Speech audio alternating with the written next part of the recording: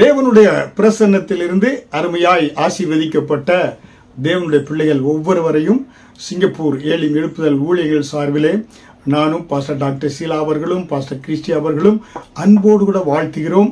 இன்றைக்கும் இந்த அருமையான செய்திக்குள்ளாக உங்களை வாழ்த்தி உங்களுக்கு பரிசுத்த ஆவியானவர் பலத்தோடு கூட இந்த செய்திகளை நீங்கள் கேட்டு நீங்கள் ஆசீர்வதிக்கப்பட நாம் கர்த்தரை நோக்கி பார்க்க போகிறோம், அவரை துதிக்க போகிறோம், தேவ பிரசன்னத்தை நான் உணரப் போகிறோம். ஹல்லேலூயா. என்னோடு கூட இந்த அருமையான பாடலை பாஸ்டர் டாக்டர் சீலா அவர்கள் பாடுகிறார்கள். நீங்களும் கருத்தோடு கூட இணைந்து இந்த பாடலை பாடுங்கள். ஹல்லேலூயா. நன்றி சொல்லாமல் இருக்கவே முடியாது, பல நன்மை செய்த இயேசுவுக்கே நன்றி நன்றி நன்றி என்று சொல்லி நான் துதிப்பேன், நாள்தோறும் போற்றுவேன். நன்றி சொல்லாமல் இருக்கவே முடியாது, பல நன்மை செய்த இயேசுவுக்கே நன்றி நன்றி நன்றி என்று சொல்லி நான் துதிப்பேன், நாள்தோறும் போற்றுவேன். எத்தனையோ நன்மைகளை என் வாழ்வில் செய்தாரே, ஏராளமாய் நன்றி சொல்வேன்.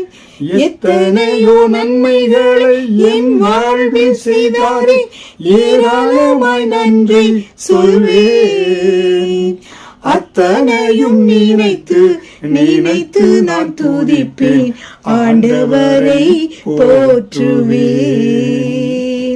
அத்தனையும் நினைத்து நான் துதிப்பேன், ஆண்டவரை போற்றுவேன். நன்றி சொல்லாமல் இருக்கவே முடியாது, பல நன்மை செய்த இயேசுவுக்கே நன்றி நன்றி நன்றி என்று சொல்லி நான் துதிப்பேன், நாள்தோறும் போற்றுவேன். மரண பள்ளத்தாக்கில் நான் நடக்கும் போதெல்லாம் பாதுகாத்தீர் ஐயா. மரண பள்ளத்தாக்கில் நான் நடக்கும் போதெல்லாம் பாதுகாத்தீர் ஐயா. மீண்டும் ஜீவனை கொடுத்து என்னை வாழ வைத்தீரையா. மீண்டும் ஜீவனை கொடுத்து என்னை வாழ வைத்தீரையா. நன்றி சொல்லாமல் இருக்கவே முடியாது, பல நன்மை செய்த இயேசுவுக்கே நன்றி நன்றி நன்றி என்று சொல்லி நான் துதிப்பேன், நாள்தோறும் போற்றுவேன். ஹல்லேலூயா. நாம் ஒவ்வொரு நாளும் தேவன் செய்த நன்மைகளை நினைத்து அவரை துதிக்கின்ற பொழுது அவருடைய கிருபை நம்மேல் பெருகிறது. ஹல்லேலூயா. அதான் கிருபை பெருக வேண்டும் என்றால் அநேக ஸ்தோத்திரங்களினாலே கிருபை பெருகிறது என்று வேதவசனம் சொல்லுகிறது. ஒவ்வொரு நாளும் நீங்க காலையில் எழுந்து கர்த்தரை நன்றியோடு, ஆண்டவரே இந்த புதிய நாளை காண எனக்கு உதவி செய்தீராப்பா, நல்ல குடும்பத்தை கொடுத்தீர், நல்ல மனைவியை கொடுத்தீர், நல்ல பிள்ளைகளை கொடுத்தீர், நல்ல கணவனை கொடுத்தீர், நல்ல தேசத்தை கொடுத்தீர், நல்ல ஆவிக்குரிய திருச்சபையை கொடுத்தீர் என்று சொல்லி நீங்க கர்த்தரை துதிக்க துதிக்க காலைதோறும் உடைய கிருபை புதிதாக இருக்கிறது. அநேக ஸ்தோத்திரங்களினாலே கிருபை பெறுகிறது என்று சொல்லப்பட்டது போல கிருபை உங்கள் வாழ்க்கையிலே, உங்களை தனிப்பட்ட வாழ்க்கையிலே, குடும்ப வாழ்க்கையிலே தேவனுடைய அளவு கடந்த கிருபை, அவருடைய ஆசீர்வாதம் மலை உங்கள் மேல் நிரப்பும், உங்கள் வாழ்க்கையை நிரப்பி ஆசீர்வாதமாக மாற்றும். ஹல்லேலூயா. நாம் மறக்கவே கூடாது, தேவன் செய்த நன்றிகளை சொல்லாமல் இருக்கவே கூடாது. ஹல்லேலூயா. செய்து பாருங்க, கர்த்தர் உங்களை ஜீவனுள்ள சாட்சியாக இந்த பூமியிலே நிறுத்துவார். ஹல்லேலூயா. இன்றைக்கும் உங்களோடு கூட கர்த்தருடைய செய்தியை பகிர்ந்து கொள்ளும்படியான அதற்கு எடுத்துக்கொள்ளப்பட்ட தலைப்பு ஒரு மனம் நறுமணம். ஹல்லேலூயா. ஒரு மனமா இருக்கின்ற பொழுது அங்கே நறுமணம் வீசக்கூடியதாக இருக்கிறது. ஹல்லேலூயா. அதற்கு நம்ம சங்கீதம் 133வது அதிகாரத்தையும் பார்க்கலாம். ஆனால் இப்பொழுது அப்போஸ்தலர் 1வது அதிகாரமும் 2வது அதிகாரத்தை குறித்து உங்களோடு நான் பகிர்ந்து கொள்ள இருக்கிறேன். அப்போஸ்தலர் 1வது அதிகாரம் வசனம் 14 அங்கே அவர்கள் எல்லோரும் ஸ்திரீகளோடும் இயேசுவின் தாயாகிய மரியாளோடும் அவருடைய சகோதரரும் கூட ஒருமனப்பட்டு ஜெபத்திலும் வேண்டுதலிலும் தரித்திருந்தார்கள். Upper room experience. மேல் வீட்டு அறையிலே இயேசு உயிர்த்தெழுந்து விட்டார், பரமேறி சென்று விட்டார். அந்த மேல் வீட்டு அறையிலே அந்த அப்பர் ரூம் எக்ஸ்பீரியன்ஸ்ல அங்கே எல்லோரும் சீடர்கள் எல்லோரும், அதே போல ஸ்திரிகள், இயேசுவின் தாயாகிய மரியாள் ஆக அவருடைய சகோதரர்கள் ஒருமனப்பட்டு ஜெபத்திலும் வேண்டுதலிலும் தரித்திருந்தார்கள். அந்த மேல் வீட்டறையிலே அவர்கள் ஒருமனப்பட்டு ஜெபத்திலும் வேண்டுதலில் தரித்திருந்த பொழுது என்ன ஏற்பட்டது என்று நம்ம தொடர்ந்து பார்க்கலாம். அங்கே பரிசுத்த ஆவியான ஊட்டப்பட்டு ஆதி திருச்சபை அங்கே ஸ்தாபிக்கப்பட்டது என்று நம்ம பார்க்கிறோம். அப்போஸ்தலர் 2வது அதிகாரம் வசனம் 42 அவர்கள் அப்போஸ்தலருடைய உபதேசத்திலும் அந்யோன்யத்திலும் அப்பம் பிட்குதலிலும் ஜெபம் பண்ணிதிலும் உறுதியாய் தரித்திருந்தார்கள். ஒருமனப்படுகின்ற பொழுது அவர்கள் பாருங்க, அங்க இருக்கக்கூடிய எல்லாருக்கும் ஒரே மனம், ஒரே சிந்தை, ஒரே ஆவியானவர், ஒரே ரத்தத்தால் கழுவப்பட்டவர்கள், ஒரே இயேசு கிறிஸ்து, ஒரே தேவ ஆவியானவர். அப்ப எல்லாருக்கும் பசிக்க நேரம் ஒன்று போல சாப்பிட்டாங்க, ஒரே சாப்பாடை சாப்பிட்டாங்க, ஒரே அவர்களுக்கு எண்ணங்கள், ஜெப விண்ணப்பங்கள். அவங்க உறுதியாக அந்யோன்யத்திலும் அப்போஸ்தல உபதேசத்திலும் அந்யோன்யத்திலும் அப்பம் பிட்குதலும் பண்ணிதலும் ஜெபம் பண்ணிதலும் உறுதியாய் தரித்திருந்தார்கள். அவர்களுக்குள் என்ன இருந்தது? அந்யோன்யம் இருந்தது, ஒரு மனம் இருந்தது, அப்பம் பிட்குதல் இருந்தது. ஹல்லேலூயா. நம்ம திருச்சபைக்கு வரும்போது அப்பம் பிட்கிறோம். ஏன்னா அப்பம் என்பது என்ன? அதை ஆங்கிலத்தில் கம்யூனியன் என்று சொல்கிறோம். கம் யூனியன், வாருங்கள் ஒன்றாக நம்ம என்ன செய்வோம்? ஒருமனப்படுவோம், ஒன்றாக இருந்து அப்பத்தை நாம் புசிப்போம் என்று சொல்கிறது தான். ஹல்லேலூயா. கம் யூனியன் தான் கம்யூனியன் என்று சொல்கிறோம். வாருங்கள் ஒன்றாக ஒருமனமாக நாம் இணைந்து இயேசு கிறிஸ்துவனுடைய அந்த மரணத்தை உயிர்த்தெழுதலை நினைவு கூறக்கூடிய காரியம் தான் கம்யூனியன் என்று சொல்கிறோம். ஹல்லேலூயா. அப்ப ஒருமையோடு, ஒற்றுமையோடு கூட, ஒரு மனதோடு கூட கூடுகிற இடத்திலே அங்கே என்ன சார்? நறுமணம் வீசக்கூடியதாக இருக்கிறது. அங்கே பரிசுத்த ஆவியானவர் அசைவாடக்கூடியவராக இருக்கிறார். பரிசுத்த ஆவியானவர் அவர் மத்தியில் இறங்கி வந்து அவர்களை ஒவ்வொருவரையும் அபிஷேகத்தினால் நிரப்பினார். ஒவ்வொருவரும் அந்நிய பாஷையில பேச துவங்கினார்கள். வெளியே இருந்து வரக்கூடிய ஜனங்கள் பார்க்கிறாங்க, இவங்க உலக என்ன பலவிதமான பாஷைகளை பேசுறாங்க, பரலோக பாஷையை பேசுகிறார்கள் பார்த்து அவர்கள் ஆச்சரியப்பட்டார்கள் என்று பார்க்கிறோம். ஹல்லேலூயா. அப்ப தேவனுடைய திட்டம் என்ன? நாம் ஒரு மனமாய் இருக்க வேண்டும். ஒரு மனமாய் இருக்கின்ற பொழுதுதான் நறுமணம் வீசக்கூடியவர்களாய் இருப்போம். ஒரு மனம், ஒரே ஐக்கியம் உள்ளவர்களாக நாம் இருக்க வேண்டும்.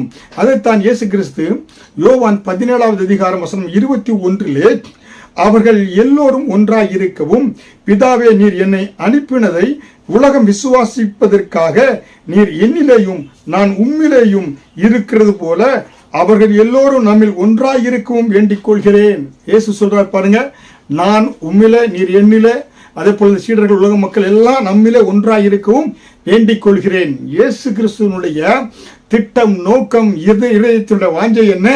எல்லாரும் பிதா, குமாரன், பரிசுத்த ஆவியானவர், தேவனுடைய பிள்ளைகள்லாம் ஒரு மனமாய் ஒரே குடும்பமாய் இருக்க வேண்டும் என்பதுதான் என்ன இயேசுனுடைய ஜெப வேண்டுதலாய் இருக்கிறது. அப்ப ஐக்கிய கிறிஸ்தவத்தினுடைய அடிப்படை, அந்த பவுண்டேஷன் என்ன? ஐக்கியம், ஒரு மனம், ஒன்னஸ். கிறிஸ்தவத்தினுடைய முக்கியமா என்ன? ஒரு மனம், ஒரே ஐக்கியம். ஏன்னா அங்கே என்ன பிரிவினை கிடையாது. அங்கே ஏன்னா ஒரே பிதாவானவர் இருக்கிறார். அவர் ஒரே இயேசு கிறிஸ்துவினாலே, ஒரே பரிசுத்த ஆவியினாலே எல்லாரும் மறுபடியும் பிறந்தவர்களாக அங்கே இருக்கிறார்கள். ஒரே சரீரமாக, ஒரே ஆவியினால் நிரப்பப்பட்டவர்களாக. ஒரே சரீரம் என்றால் சரீரத்துக்கு தலை இயேசு கிறிஸ்துவாக, சரீரத்தினுடைய அடையாளங்கள் என அங்கங்களாக எல்லா விசுவாசிகளும் நம்ம இருக்கக்கூடியவர்களாக இருக்கிறோம். ஹல்லேலூயா. அப்ப அந்த ஒரு மனத்திலே ஆண்டவருடைய சுதந்திரவாளிகளாக நாம் இருக்கிறோம்.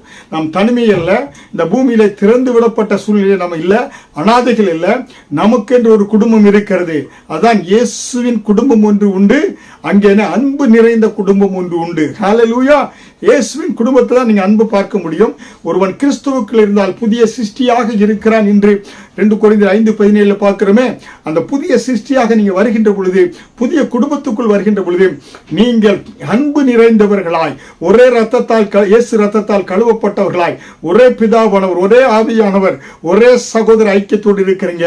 இயேசு கிறிஸ்துவை சொந்த இரட்சகராய் ஏற்றுக்கொள்ளாத யாராவது இருந்தாலும் செய்தி கேட்டுக்கொண்டு என்றது அவங்களுக்கு அன்போடு அழைப்பு விடுகிறேன். இந்த குடும்பத்துக்குள்ள ஓடி வந்து விடுங்க.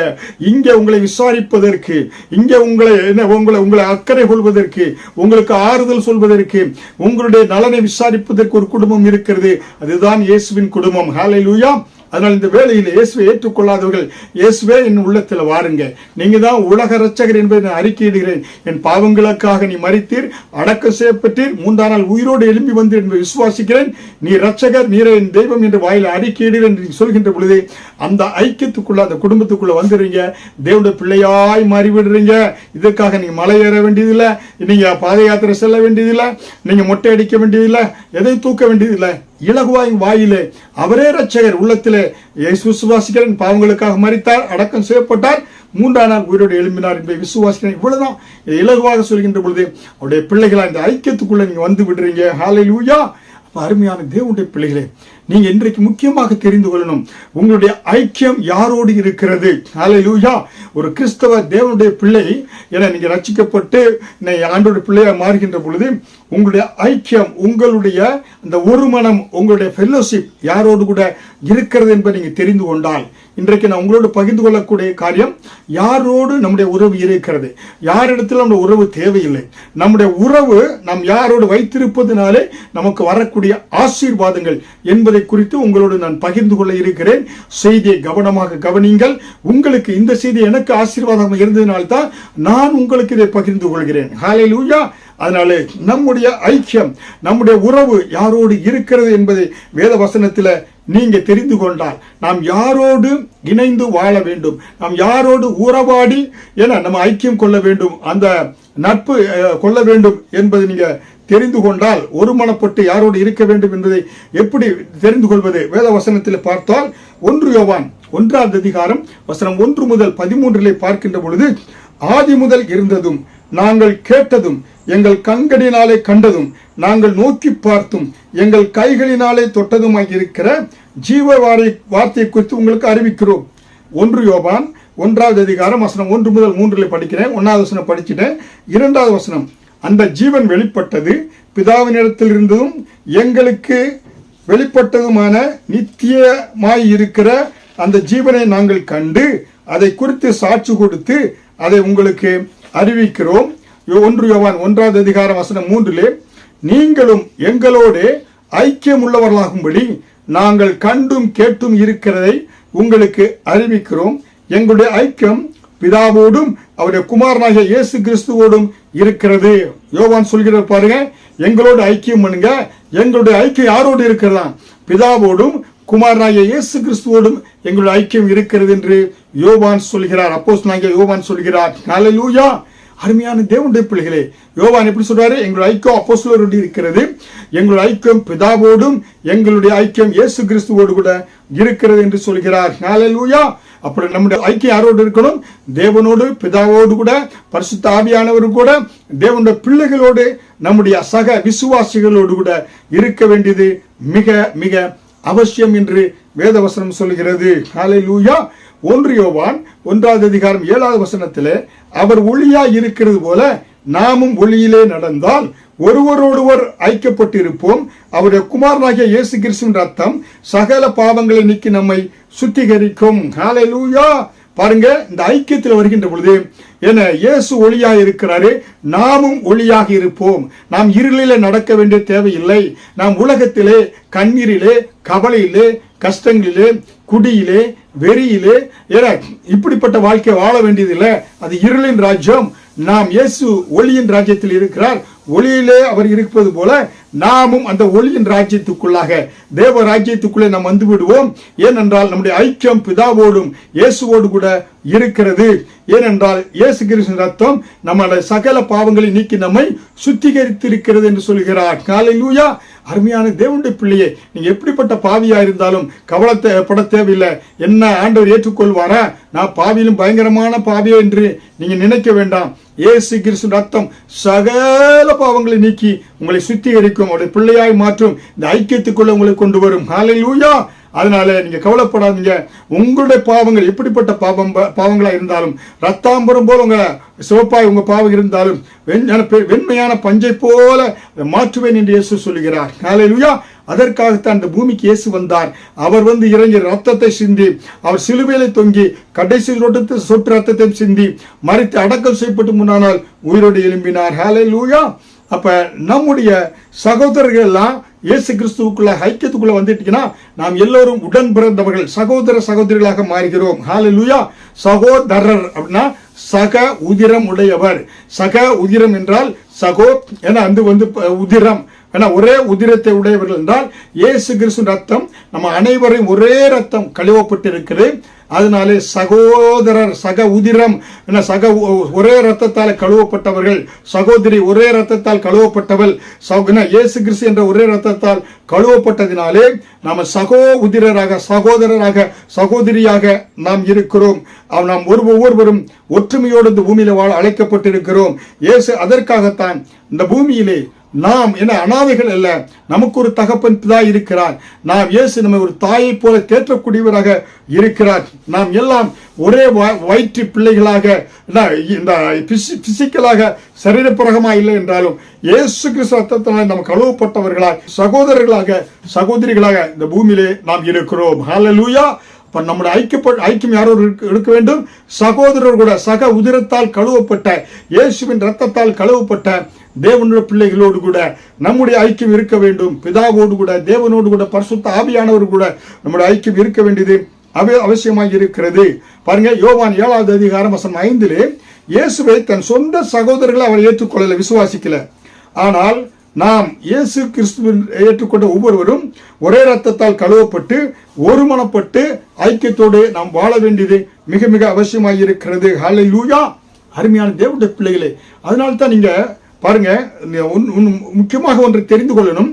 வெளிப்படுத்தல் விசேஷத்துல 7 சபைகளை குறித்து ஆண்டவர் அங்க சொல்லுகிறார். புரியுங்களா? அவர் என்ன 7 சபைகள்ல ஒரு சபையை குறித்து ஆண்டவர் பாராட்டுகிறார். பாத்தீங்கன்னாக்க, எபேசு சபையே, உன்னுடைய விளக்கு தண்டை நீக்குவேன், உன்னை இருள்மயமாக மாற்றுவேன் என்று சொல்லி ஆண்டவர் சொல்கிறார். அதே போல பாத்தீங்கன்னாக்க சிமிர்னா சபையை, உன்னிடம் தூஷணம் உண்டு என்று அந்த சபையை குறித்து ஆண்டவர் சொல்கிறார்.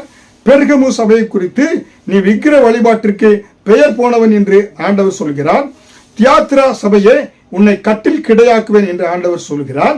சர்து சபையை, நீ வந்து திருடனை போல் முன்மேல் வருவேன், நீ தூங்கு மூஞ்சி என்று ஆண்டவர் சொல்கிறார். லவோதிக்க சபையை, உன்னை நான் வாந்தி பண்ணு போடுவேன், நீ குளிருமல்ல அனலும் அல்ல என்று சொல்லி ஆண்டவர் சொல்கிறார். ஆனால் ஒரு சபையை ஆண்டவர் பாராட்டக்கூடியவராய் இருக்கிறார். 7 சபையிலே ஒரு சபையை ஆண்டவர் பாராட்டக்கூடியவராய் இருக்கிறார். அந்த சபையின் பேரு பிலதெல்பியா. புரியுங்களா? பிலதெல்பியா சபையை குறித்து ஆண்டவர் பாராட்டுகிறார். காரணம், பிலதெல்பியா என்று கிரேக்க மொழியில பார்க்கின்ற பொழுது அது என்னன்னாக்கா சகோதர சிநேகம், brotherly love, city of brotherly love என்று சொல்லக்கூடிய அந்த ஒரு பட்டணம், ஏன்சியன் சிட்டி ஆஃப் லீதியா, அந்த பட்டணம் பிலதெல்பியா அங்கே இருக்கிறது. அதுக்கு பிரதர்லி லவ் என்று அர்த்தமா. சகோதர சிநேகம் உள்ள திருச்சபையை பிலதெல்பியா சபையை என்று ஒரு சபையை ஆண்டவர் பாராட்டக்கூடியவராக இருக்கிறார். ஏனென்றால் அங்க ஒருவருக்கொருவர் ஒற்றுமையோடு வாழ்கிறாங்க. அவர்கள் அன்பை மட்டும் அந்த சபையில பொழிகிறார்கள். அப்படிப்பட்ட சபையை தான் 7 திருச்சபையில பிலதெல்பியா திருச்சபையை கர்த்தர் பாராட்டக்கூடியவராக இருக்கிறார். அவங்க எப்படிப்பட்டவர்களாக இருந்தாங்க? பிரதர்லி லவ், சகோதர சகோதரி அன்பிலே நிறைந்தவர்களாய் அந்த திருச்சபை இருந்தது. போட்டி, பொறாமை என இப்படிப்பட்ட மாமிசத்துக்குரிய காரியங்கள் சபையிலே அதிகமாய் காணவில்லை என்று வேதத்தில் நாம் பார்க்கிறோம். ஹல்லேலூயா. அப்ப இன்னைக்கு வாழ்க்கையில அநேகர் ஆரம்பத்தில் நன்றாக இருப்பாங்க, தேன் ஒழுக பேசுவாங்க. போக போக பார்த்தா உதட்டில ஒன்ன வைத்து உள்ளத்துல ஒன்னை பேசக்கூடியவர்களாக இருப்பாங்க. ஹல்லேலூயா. பாருங்க, இயேசு கிறிஸ்து பிடிக்கப்பட்ட பொழுது கெத்செமனே தோட்டத்துல எல்லோரும் ஓடிவிட்டாங்க. பிறகு அவங்க வந்து சேர்ந்தாங்க. ஹல்லேலூயா. அப்ப பரிசுத்த ஆவியின் வல்லமை ஊற்றப்பட்ட பொழுது அவர்கள் எல்லாம் ஒரு இடத்துல வந்து ஒற்றுமையாக கூடினார்கள் என்று நாம் பார்க்கிறோம். ஹல்லேலூயா. அருமையான தேவனுடைய பிள்ளைகளை, அதனால்தான் இந்த சகோதர அன்பு இருக்கிற இடத்துல நாம் இருக்க வேண்டும்.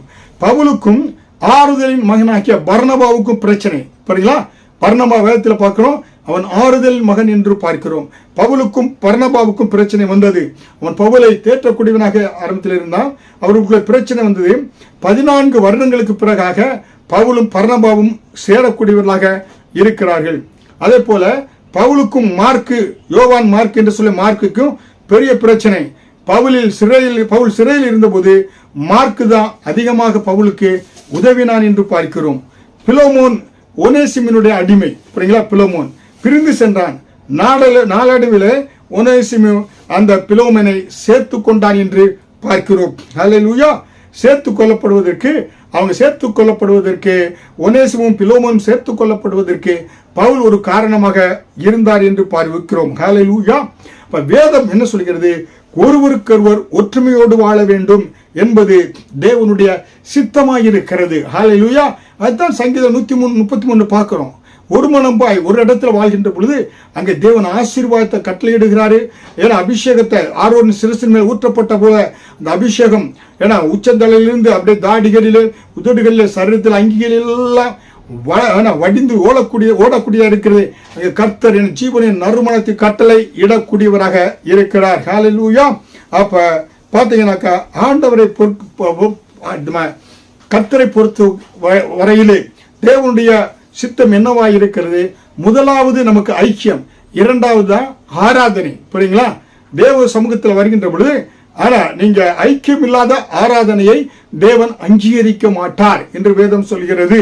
மத்தேயு 5வது அதிகாரம் வசனம் 23-24 பார்த்தா, ஆகையால் நீ பலிபீடத்தினிடத்தில் உன் காணிக்கை செலுத்த வந்து உன் பேரில் உன் சகோதரனுக்கு குறைவு உண்டென்று அங்கே நினைவு கூறுவாய் ஆகில். காணிக்கை போட வருகிற நீ பலிபீடத்துக்கு வர்ற, அங்கே உன் சகோதரன் பேர்ல உனக்கு குறைவு இருக்குது என்று நீ நினைவு கூறுவாயானால் அங்கேதானே பலிபீடத்தின் முன் உன் காணிக்கையை வைத்துவிட்டு போய் முன்பு உன் சகோதரனோட ஒப்புரவாகி பின்பு வந்து உன் காணிக்கையை செலுத்து என்று இயேசு மலை பிரசங்கத்தில் பியாட்டிட்யூட்ஸ், பிழை மதிக்க முடியாத இந்த மலை பிரசங்க கோல்டன் ரூல்ஸ் என்று சொல்றாங்களே வேதத்துல, அதான் மத்தேயு 5வது அதிகாரம் 6வது அதிகாரம் 7வது அதிகாரம் 3 அதிகாரம் தான் கோல்டன் ரூல்ஸ், மலை பிரசங்கம், பியாட்டிட்யூட்ஸ். இந்த 3 காரியத்தில் அவ்வளவு பொன்மொழிகளை இயேசு நமக்கு சொல்லி இருக்கிறாரு. அதுல சொல்லக்கூடியது, உன் சகோதரனிடத்தில் உன் குறைவு இருக்குன்னா நீ காணிக்கை போடுவதற்கு முன்பாக அவனிடத்தில் ஒப்புரவாய் கொண்டு வந்து நீ காணிக்கை செலுத்து. அப்பொழுதுதான் அந்த காணிக்கை அங்கீகரிக்கப்படும், அந்த காணிக்கை மூலம் உனக்கு ஆசீர்வாதம் கிடைக்கும் என்று சொல்கிறார். ஹல்லேலூயா. அப்ப முன்பு ஒப்புரவு, பின்பு காணிக்கை, முன்பு ஐக்கியம், பின்பு ஆராதனை. ஹல்லேலூயா. அப்ப நம்முடைய அருமையான தேவனுடைய பிள்ளைகளே, நம்முடைய ஐக்கியம் யாரோடு இருக்கிறது? பிதாவோடு கூட, குமாரனோடு கூட, பரிசுத்த ஆவியானவர் கூட, தேவ விசுவாசிகளோட, சகோதரர்கள் கூட, சக உதிரத்தால் கழுவப்பட்டவர்களோட நம்முடைய ஐக்கியம் இருக்கிறது என்று பார்க்கிறோம். ஹல்லேலூயா. இப்படியாக நாம் அனுதினமும் வாழ வேண்டும். ஹல்லேலூயா. இதுதான் கிறிஸ்தவ ஜீவியம். கிறிஸ்தவ ஜீவியத்திலே நாம் தேவனை ஏற்றுக்கொள்ளாத பிள்ளைகளை அந்த ஐக்கியத்துக்குள்ள கொண்டு வந்து ஒரே ரத்தத்தால் கழுவப்பட்டு அப்பொழுது ஒரே சிந்தனையோடு இருப்போம், ஒரே ஆவிக்குரிய சிந்தனையோடு இருப்போம். உலக காரியங்கள், பிசாசின் காரியங்கள் வராதபடி உலகத்தோடு நீ ஒட்டு வாழ்ந்தானாக்கா அங்க பிரச்சனை வரும். நீங்க ஒன்றை சிந்திப்பீங்க, நீங்க சர்ச்சுக்கு போனும்பீங்க, தேவன் பிரேயருக்கு செல்வன்பே சினிமாவுக்கு கூப்பிடுவோம், இல்ல மது குடிக்க கூப்பிடுவோம். அங்கே ஒரு மனம் இருக்காது, பிரச்சனைகள், போராட்டங்கள் வரக்கூடியதாக இருக்கும். ஹல்லேலூயா. அப்ப அருமையான தேவனுடைய பிள்ளைகளே, உங்களுடைய ஐக்கியம் யாரோடு இருக்க வேண்டும்? ஒரே பிதாவோடு, ஒரே குமாரனோடு, ஒரே பரிசுத்த ஆவியானவரோடு, ஒரே தேவ பிள்ளைகளோடு, தேவ ரத்தத்தால் சக உதிரம் இயேசுவின் ரத்தத்தால் கழுவப்பட்ட சகோதர சகோதரிகளோடு உங்கள் ஐக்கியம் இருக்க வேண்டும். அப்படியாக நீங்க அனுதினமும் இப்படிப்பட்ட ஐக்கியத்திலே வாழ வேண்டும். ஆதி திருச்சபை இப்படியாக அனுதினமும் அவர்கள் சக ஒருமனப்பட்டாங்க, ஒரே ஐக்கியத்தோடு இருந்தாங்க, ஒரே அவங்க என்ன செய்ய அப்பம் பிட்கதில் இருந்தாங்க, ஒரே ஜெப வேண்டுதல்ல தரித்து இருந்தார்கள். ஆதி திருச்சபையிலே பரிசுத்த ஆவியானவர் அசைவாடினார். ஆதி திருச்சபை வளர்ந்தது, பெருகியது. 3000, 5000, 5000 என்று பெருக ஆரம்பித்தது என்று பார்க்கிறோம். ஹல்லேலூயா. ஒன்று நம்முடைய ஐக்கியம் பிதாவோடு, குமாரனோடு, பரிசுத்த ஆவியானவரோடு. அடுத்ததாக தேவ பிள்ளைகளோடு நம்முடைய ஐக்கியம். இரண்டாவதாக நம்முடைய உறவு யாரோடு இருக்கக்கூடாது, நம்முடைய நட்பு யாரோடு இருக்கக்கூடாது என்று வேதவசனம் சொல்கிறது என்றால், 1 கொரிந்தியர், நீங்க 10வது அதிகாரம் முழுவதும் படிக்கலாம். 1 கொரிந்தியர் 10 20வது வசனத்திலே, 1 கொரிந்தியர் 10:20 அஞ்சாணிகள் பலியிடுகிறவர்களை தேவனுக்கல்ல பேய்களுக்கே பலியிடுகிறார்கள் என்று சொல்கிறேன். நீங்கள் பேய்களோட ஐக்கியமாய் இருக்க எனக்கு மனதில்லை. பேய்கள் என்று சொன்னா மற்ற மதத்தினர். பேய்கள்னா இந்த பாத்தீங்கன்னா ஒரு தலை விரிச்சு போட்டு வெள்ளை இதோடு கூட காலில் அப்படியே பறந்து போயிட்டு இருக்கு, அதுல பேய் இல்லை. பாருங்க, மற்ற மதத்தினர், ஹல்லேலூயா, அதாவது விக்கிரங்களை வழிபடக்கூடியவர்களை குறித்து அங்க சொல்லப்பட்டிருக்கிறது. புற மார்க்கத்தாரை குறித்து சொல்லப்பட்டிருக்கிறது. ஹல்லேலூயா. நீங்க அவங்கள ஆண்டவருக்குள்ள கொண்டு வரீங்களா, ஒரு ஐக்கியத்துக்குள்ள வளர்றீங்க. எபேசியர் 5வது அதிகாரம் வசனம் 15 என்று சொல்கிறது, ஆனபடியினாலே நீங்கள் நாணமற்றவர்களைப் போல நடவாமல் நாணம் உள்ளவர்களைப் போல கவனமாய் நடந்து கொள்ளுங்கள். ஹல்லேலூயா. நாணம் இல்லாதவர்கள் போய் நடக்காம நாணம் உள்ளவர்களோட நடந்து கொள்ள பார்த்து சொல்லப்பட்டிருக்கிறது. நாணம்னா ஒரு விசுவாசி எதை சாப்பிடணும், எதை சாப்பிடக்கூடாது, யாரோடு உறவு வைக்கணும், எதை வைக்கக்கூடாது. இப்படிப்பட்ட அந்த நாணத்தோடு, உங்களுக்கு நாணம் உள்ளவர்களோடு என்ன இருக்கணும், நடந்து நாணம் மற்றவர்களோடு நடப்பதில் கவனமாக இருக்க வேண்டும் என்று சொல்லப்பட்டிருக்கிறது. அதனால் எபேசியர் 5:16 நாட்கள் பொல்லாதவனானதால் சகலத்தையும் பிரயோஜனப்படுத்திக் கொள்கள் என்று சொல்லப்பட்டிருக்கிறது. ஹல்லேலூயா. தேவனுடைய பிள்ளைகளே, 1 கொரிந்தியர் 5வது அதிகாரம், அதாவது 1 பேதுரு 2வது அதிகாரம் வசனம் 9, 1 பேதுரு 2வது அதிகாரம் 9வது வசனத்தில், நீங்களோ அந்தகாரத்தினின்று தம்முடைய ஆச்சரியமான ஒளியினிடத்திற்கு வரவழைத்தருடைய புண்ணியங்களை அறிவிக்கும்படிக்கு தெரிந்து கொள்ளப்பட்ட சந்ததியும் ராஜரிகமான ஆசாரிய கூட்டமாயும் பரிசுத்த ஜாதியாயும் அவருக்கு சொந்தமான ஜனமுமாய் இருக்கிறீர்கள். ஹல்லேலூயா. பாருங்க, சொல்லப்பட்டிருக்கிறது, அந்தகாரத்தினின்று தம்முடைய ஆச்சரியமான ஒளியினிடத்திற்கு. இயேசுவை கொள்ளாத பொழுது என் வாழ்க்கை அந்தகாரத்தில் இருந்தது. என பார்த்த விக்கிர ஆராதனை, மந்திரம், பில்லி சூனியங்களிலே அநேக இழப்புகள். ஆனால் இயேசுவை ஏற்றுக்கொண்ட பொழுது அவருடைய புண்ணியங்களை அறிவிக்கும்படி தெரிந்து கொள்ளப்பட்ட சந்ததி, ராஜரீக ஆசாரிய கூட்டம், பரிசுத்த ஜாதி, அவருக்கு சொந்தமான ஜனமாய். நாங்கள் சிங்கப்பூருக்கு தேசத்துக்கு வருகின்ற பொழுது தேவனுடைய பிள்ளையா இருந்தாலும் திருச்சபைக்கு சென்றோம். நான் முதல்ல வந்துட்டு மனைவியை கொண்டு வந்தேன். எங்களுக்கு வழி தெரியாது, ஒன்றும் எங்கே இருக்குன்னு தெரியாது, தங்குவதற்கோ வேலைகள் தேடுவதற்கோ. ஆனால் திருச்சபைக்கு சென்ற பொழுது அந்த திருச்சபை போதகர், அந்த உதவி போதகர், அதே போல் திருச்சபை விசுவாசிகள், நீங்கள் இங்கே போங்க, இங்கே உங்களுக்கு வீடு இருக்கிறது, இதில் நீங்கள் மினிஸ்ட்ரி ஆஃப் எஜுகேஷனில் போய் நீங்கள் ரெஜிஸ்டர் பண்ணுங்க, உங்களுக்கு வேலை கிடைக்கும். பாருங்க, அதுதான் ஏன் அந்த தேவ பிள்ளைகளோடு கூட ஐக்கியம் இருக்க வேண்டும் என்று சொன்னால், நான் இந்த உலகத்தில் அனாதைகள் அல்லங்க, நமக்கொன்று ஒரு கூட்டத்தை ஆண்டவர் வச்சிருக்கிறார். புரியுங்களா? அந்த கூட்டத்தோட போகின்ற பொழுது தேவனுடைய பிள்ளைகளுக்கு பாதுகாப்பு. இன்றை வரை நாம் அநேக ஜெப கூட்டங்களுக்கு, அநேக இடங்களுக்கு சொல்லுகின்ற பொழுது தேவனுடைய பிள்ளைகளோடு இருக்கின்ற பொழுது அது பெரிய ஆசீர்வாதம். ஒருவருக்கொருவர் என உதவி செய்யக்கூடிய, ஒருவருக்கொருவர் ஒத்தாசை, ஆலோசனை, இப்படியாக இருக்கிறது. ஆசீர்வாதத்தை பார்க்கிறோம். ஹல்லேலூயா. அதனால நம்முடைய ஐக்கியம், ஒளிக்கும் இருளுக்கும் சம்பந்தம் ஏது? ஹல்லேலூயா. புற ஜாதி மார்க்கத்தாரை நாம் என்ன ஆண்டவர் ஐக்கியத்துக்குள்ள எல்லாக்கும் போது நாணவான்களாக நடந்து கொள்ள வேண்டும் என்று வேதம் சொல்கிறது.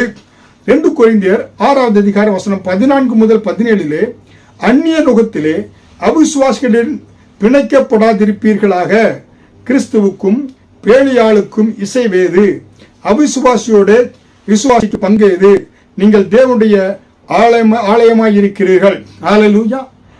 பாருங்க, நீங்க திருமணம் முடிச்சிட்டீங்க, நீங்க ரட்சிக்கப்படுறீங்க, நீங்க மட்டும் ரட்சிக்கப்பட்டிருக்கீங்க, கணவன் ரட்சிக்கப்படலை. அப்ப அவிசுவாசோடு நோக்கி என்ன எப்படி பிணைக்கப்படக்கூடாது இருக்காங்களே வசனம் சொல்லுது, கணவனை கட் பண்ணி விட்டுறா இல்லை. நீங்க அவரை நேசித்து, கிறிஸ்து நேசிப்பது போல உங்களை நேசிப்பது அவரை நேசித்து உங்க அன்பை காண்பிக்கின்ற பொழுது அவரும் இந்த ஐக்கியத்துக்குள்ளாக வந்து விடுவார். ஹல்லேலூயா. அதனால இந்த காரியத்திலே நாணம் உள்ளவர்களாக நீங்க நடந்து கொள்ள வேண்டும் என்று என நமக்கு வேதவசனம் எச்சரிக்கை செய்யக்கூடியதாக இருக்கிறது. ஹல்லேலூயா. அதே போல 1 கொரிந்தியர் 10:20 விக்கிரகத்திற்கு விலகி ஓடு என்று சொல்லப்பட்டிருக்கிறது. Free from ideal worship. புரியுங்களா? அப்ப நீங்க தேவனுடைய ஆலயமாய் இருக்கிறீங்க. தேவனுடைய பிள்ளைகளே, இந்த காரியத்தில் கவனமாக இருக்கும். உங்களுடைய ஐக்கியம் யாரோடு இருக்க வேண்டும்? பிதாவோடும் குமாரனோடும் பரிசுத்தாவியானவரோடும் தேவனுடைய பிள்ளைகளோடு இருக்கணும். தேவ பிள்ளைகளோடு உங்களுடைய ஐக்கியம் யாரோடு இல்லாக்க, ஏன்னா அதை நீங்க இருளில் இருக்கிறீங்க, இருளில் இருக்க பிள்ளைகளோடு இல்ல, நீங்க வெளிச்சத்தில் இருக்கீங்க. வெளிச்சத்தின் பிள்ளைகளாக இருக்கிற நீங்க இருளில் இருக்க பிள்ளைகளை வெளிச்சத்துக்கு நடத்தி நீங்க ஏன்னா தேவனுடைய பிள்ளைகளாக இருக்கிற நீங்க இந்த காரியத்தில் கவனமாக இருந்து நீங்கள் கர்த்தருடைய வேத வசனத்தை நடக்கின்ற பொழுது கர்த்தர் உங்களை ஆசீர்வதிப்பார், உங்களுடைய ஐக்கியத்தை பெருக பண்ணுவார். இந்த நாளில் கூட உங்களுடைய உறவு யாரோடு இருக்க வேண்டும், உங்களுடைய உறவு யாரோடு இருக்கக்கூடாது என்று சொன்னேன். அதனால் இந்த உறவின் மூலம் என்ன ஆசீர்வாதம் இருக்கிறது என்று அடுத்த தொடரில் உங்களோடு சொல்கிறேன். நன்றாக கவனியுங்கள்.